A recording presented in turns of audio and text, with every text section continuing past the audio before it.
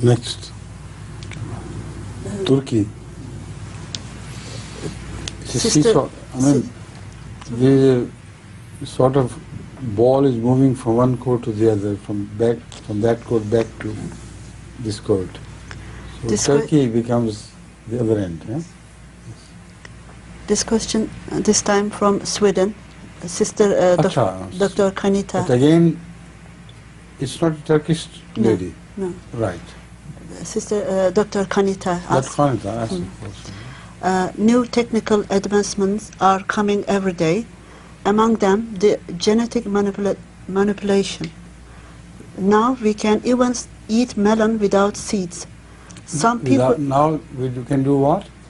We can even eat melon without seeds. Without teeth. Seeds. Some people are warning that this type so of... those who do not have teeth, they should use those melons. Yes. Some people are warning that this type of genetically changed food might have unforeseen consequences in the future and even might cause diseases instead of health. I would be happy to hear Huzur's advice in respect of effect on the human body by food which has been changed through such genetically manipulation.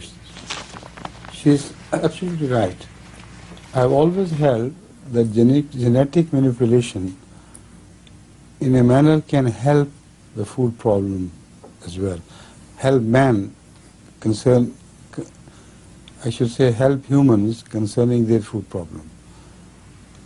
Do you know why I changed this from man to humans? Because nowadays ladies are becoming very allergic to the use of the word man. So humans covers both ladies and gentlemen.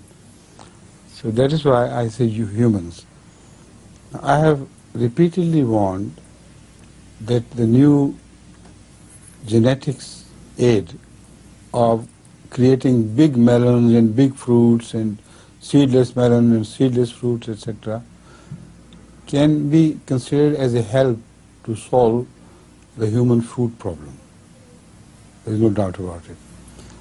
But as yet, it's too early to say whether it will only solve a problem or add also a problem or two. And Kanita is right there in suspecting that these artificially prepared foods could also add problems to human health, and the future will only tell how far we have benefited from the system and how far we have suffered at the hand of this system.